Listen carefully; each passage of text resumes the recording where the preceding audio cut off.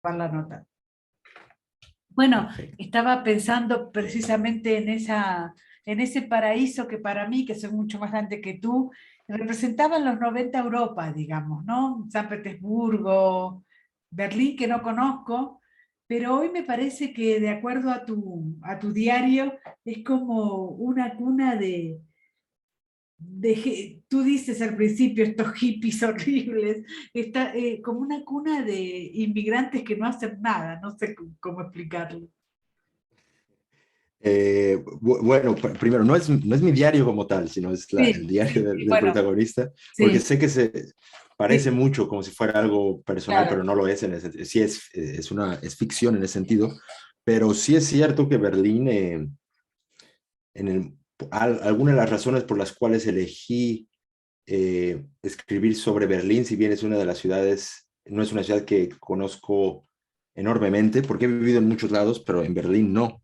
Ajá. Pero sí decidí utilizar Berlín precisamente porque me pareció un lugar donde tiene cabida realmente cualquier persona, de cierta forma. Es decir, yo veía situaciones en las que convivía un tipo de traje compartiendo mesa de al lado con un tipo punk con los pelos morados, ¿no? Etcétera. Este tipo de libertad que es pues muy próxima también a la indiferencia, ¿no? Me marcó mucho como mexicano, donde todo el entorno tiende a ser mucho más homogéneo. Mm. Entonces, partiendo de eso, de esa capacidad o posibilidad de utilizar Berlín como un lugar donde meter muchas personas o muchos personajes de diferente índole, pues me funcionaba bien porque justo lo que yo hice en esa novela fue, digamos que verter experiencias y personas y ficciones que fui conociendo en un periodo determinado de mi vida, como volcarlas en ese contexto muy particular y me parecía que Berlín funcionaba bien para ello. Sí, también es cierto que al construir los personajes, que son todos fascinantes, a mí se me ocurría cómo ligar un poco, por ejemplo, en Italia acaba de ganar la derecha, ¿no? Entonces yo digo, estos migrantes, que son una especie de migrantes, no son todos los migrantes, por supuesto, ¿no? Claro. Este, que vienen vienen a tu barrio y producen todas esas escenas tan folclóricas, tan absurdas, me da la sensación de que hay una especie de migración que es un poco molesta. Y lo voy a decir, este, desde este lugar pareciera ser, yo soy migrante, por ejemplo, yo soy argentina y vivo en México. Esta posibilidad de ir a un lugar y no hacer nada, eso no sé, me rompe la cabeza. Claro, bueno, porque diste al clavo en algo muy importante, es decir, que la novela trata un tema que es el exilio, pero el exilio voluntario, es decir, no el exilio Claro. forzado de gente que se ve obligada a partir de sus hogares por circunstancias políticas, sociales, etcétera. En este caso sí se trata de gente que en mayor o menor medida decide estar ahí. Y tienes razón que en apariencia o desde una observación objetiva o neutral, pues son gente que sí podría resultar pues desagradable o verse como parásito. No todos los personajes son así, pero algunos No. sí son así.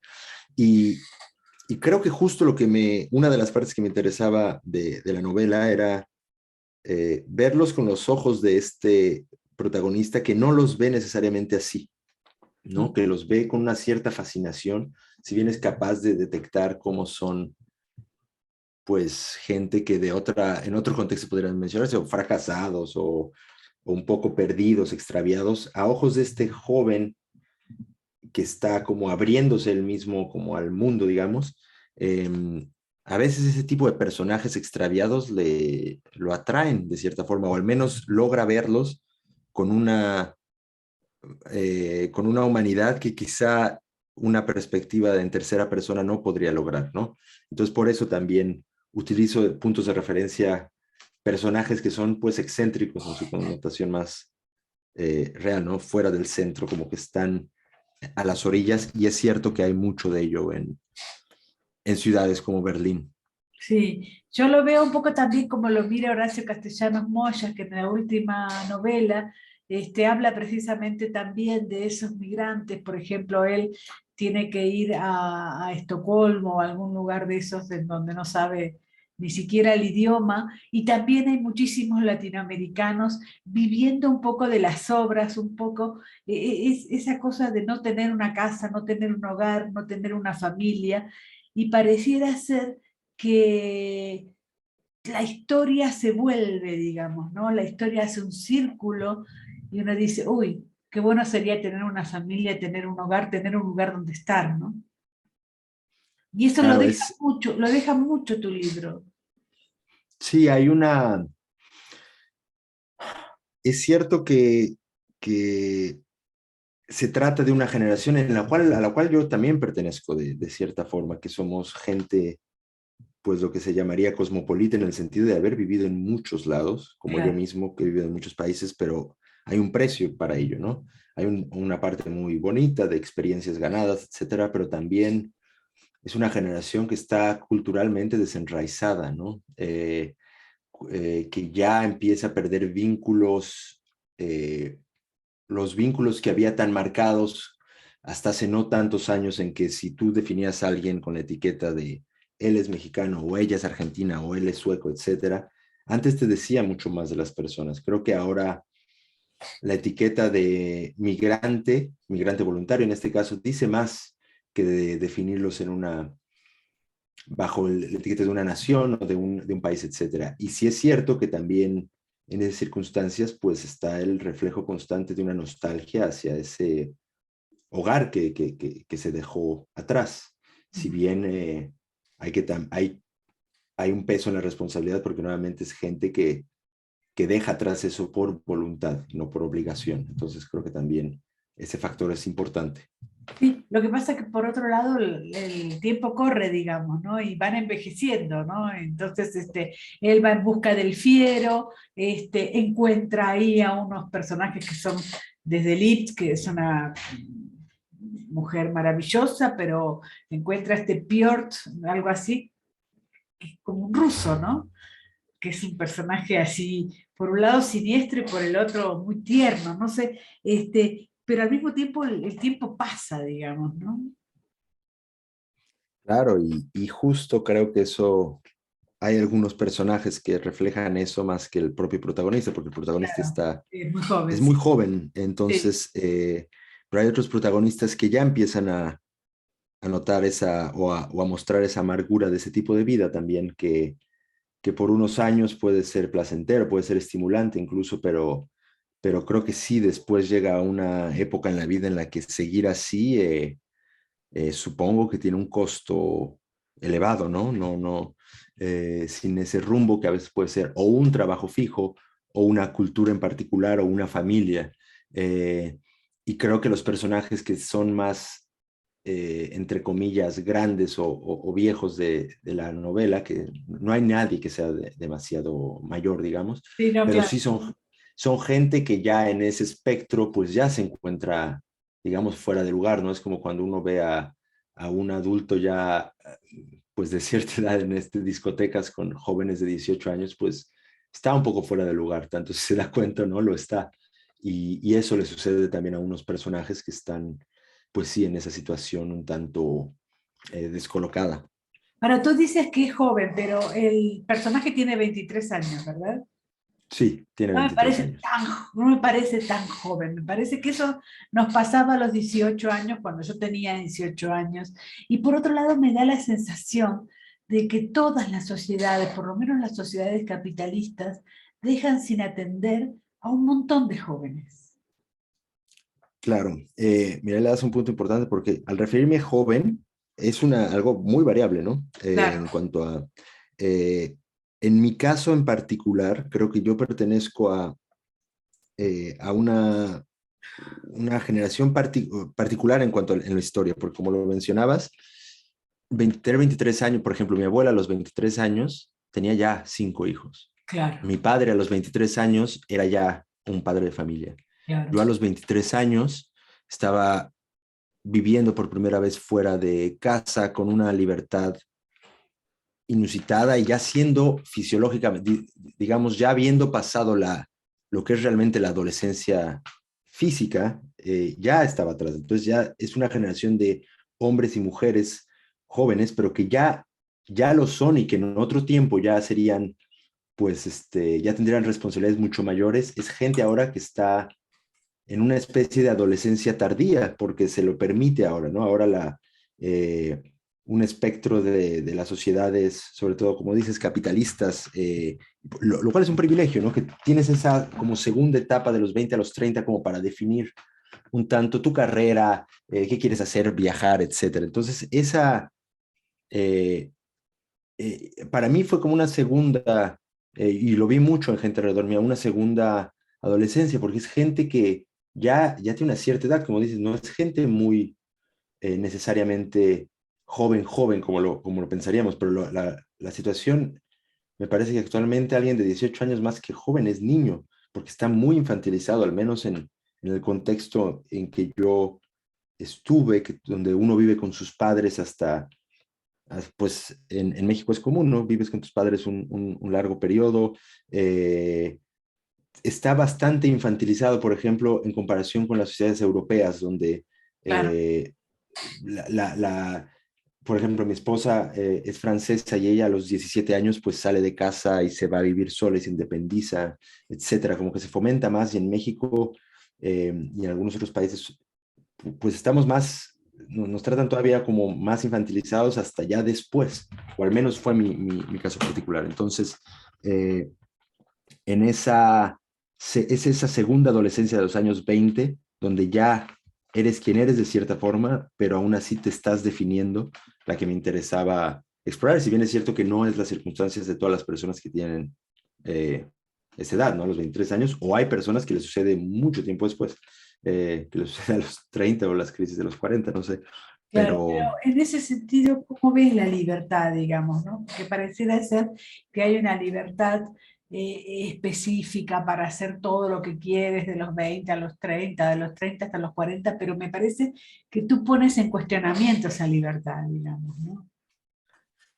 sí, pues es que yo creo que justamente esa libertad sin otra cosa que le encauce o que la pueda motivar, pues puede desperdiciarse por un lado y puede incluso resultar contraproducente. Eh, la libertad es un enorme privilegio, pero no necesariamente uno se da cuenta de ello en el momento.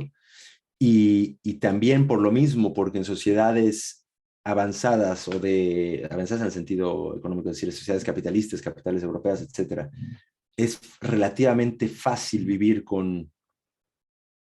trabajando pocas horas, etcétera. Eso puede, o puedes aprovechar mucho esa libertad o puedes desperdiciarla y, y desencauzarte, ¿no? También por eso hay un elemento como de la fiesta en la novela, que es como Sí, un arma de doble filo también, que es como, sí. puede ser una experiencia estimulante, una escuela importante, que lo puede ser también, pero también puede ser un lugar, pues una especie de infierno, ¿no? Tiene esas dos partes, como de catarsis y como de infierno, y todo depende nuevamente de quién está viviéndolo. Tú dices que no es autobiográfica, entonces, ¿qué fue lo que te inspiró, a pesar de que parezca una pregunta remanida, pero No, no, esta creo que novela? es.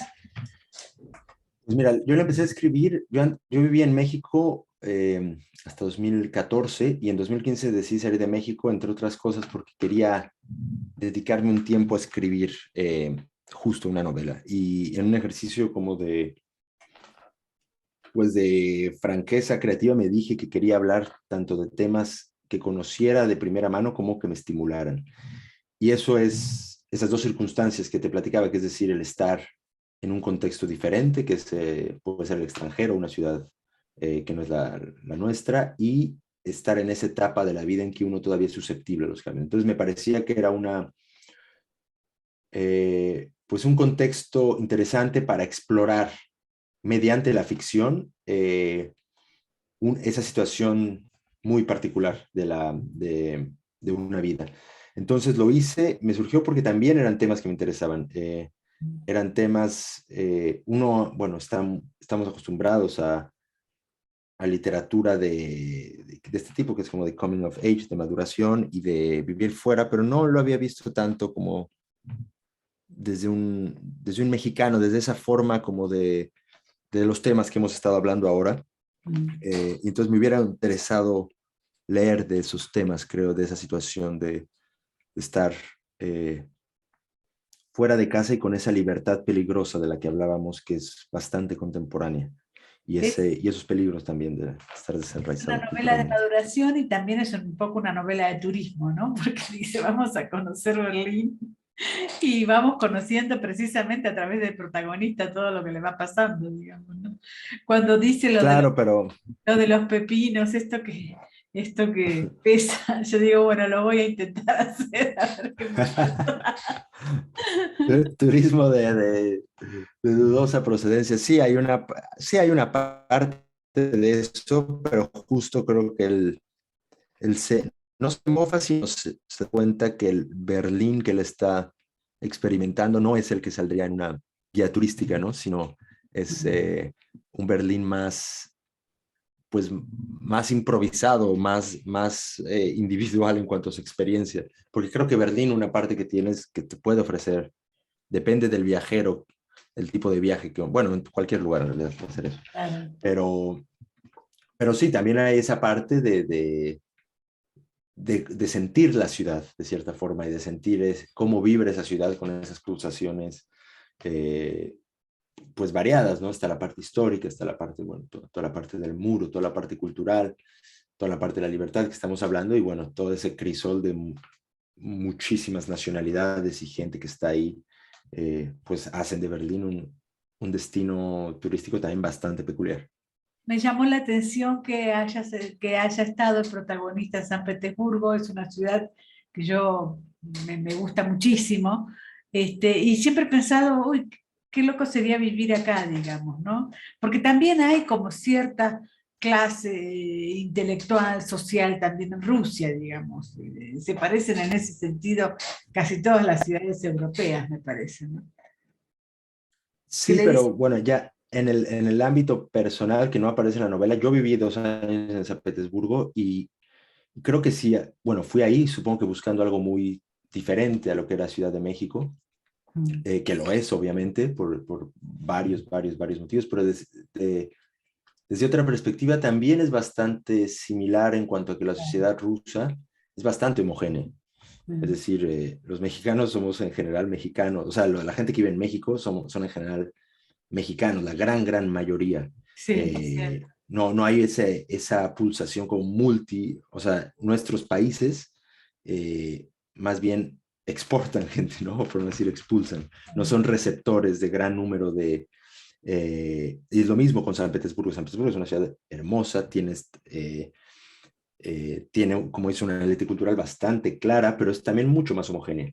El grupo de extranjeros que vive ahí es más acotado, incluso por temas ya en aquel entonces, de visas, ¿no? Es complicado estar en Rusia, siempre te piden eh, que te registres, las visas es un atolladero, no es fácil, no era, ahora mucho menos, pero en aquel entonces ya era difícil.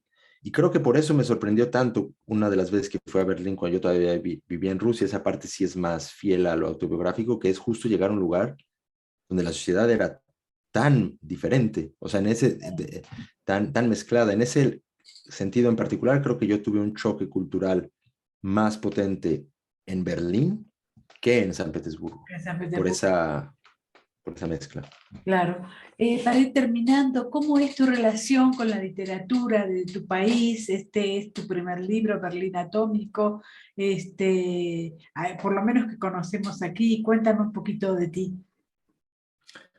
Pues la literatura es lo más importante, no tanto por país, no me guío tanto por literatura de país, soy un lector voraz, me interesa, la literatura es pues mi campo tanto de profesional, espero a partir de ahora, si es mi primera novela y espero seguir por ahí, pero sobre todo como lector, me interesa, no, la palabra no es interesa, es prácticamente pues la cosa más importante, o el contexto más importante, más allá de, bueno, con mi familia, y ahora tengo hijos pequeños, Pero pues muy honrado, ¿no? De poder publicar mi primera novela y de empezar a caminar en esta dirección en algo, en un ámbito que pues que es tan importante para mí. Si no me equivoco, tú también eres gran apasionada de Roberto Bolaño, ¿no? ¿O Sí, escribiste así es. sobre él? Así Bueno, es. pues La última es pregunta que te quería hacer es que leyendo tu libro leí un poco una prosa muy parecida a la de youtuber, una prosa muy parecida a los jóvenes de aquí, digamos, ¿no? A los jóvenes que uno escucha, digamos, ¿no? Este, claro. eh, ¿realmente intentaste hacer ese idioma o fue una cosa que te salió, digamos? Las dos de cierta manera. Ajá. Me fue tirando por ahí porque yo estaba escribiendo otras cosas paralelamente a esto. Pues, con una tercera persona, con una estructura pues más que tendiera a lo bello, ¿no? Uno está escribiendo algo por primera vez y quisiera sacar frases hermosas Ajá.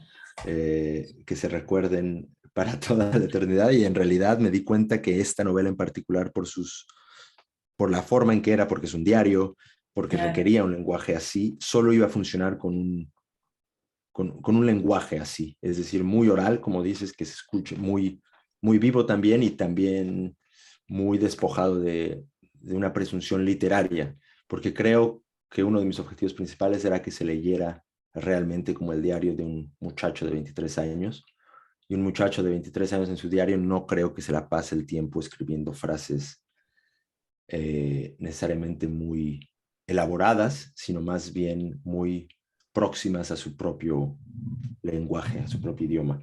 Y por Pero, eso me fue tirando por ahí. pero tiene la pasión de la literatura, ¿no? Esta cosa que intenta Claro, escribir, o se le ocurre algún argumento para un cuento, digamos, está todo el tiempo hablando de la literatura, ¿no? claro, pero es que justo hay una parte en la novela en la que él le da a leer un cuento a su amigo Fiero, que es como una Sí. figura muy importante para él. Y su amigo le dice, pero es que esto no eres tú, ¿no? O sea, está muy Sí. como externo. Y creo que lo que él no se da cuenta es que incluso la literatura puede habitar contextos como el que él está haciendo con su diario sin darse cuenta de ello, ¿no? La Claro. literatura no existe solamente desde un punto bastante reflexivo externo, donde uno va a contar una historia de algo que no. eh, y creo que parte de su aprendizaje en este viaje, en esta circunstancia, es darse cuenta que su vivencia personal, aunque sea limitada, aunque sea eh, puede valer para también como un ejercicio literario, ¿no? Y que la voz genuina de alguien puede ser más atractiva para un lector, una lectora, que una voz impostada, un tanto fría y un tanto, pues, artificial. Muchísimas gracias, ¿eh? Un abrazo. Gracias a ti, Mónica, que estés muy bien.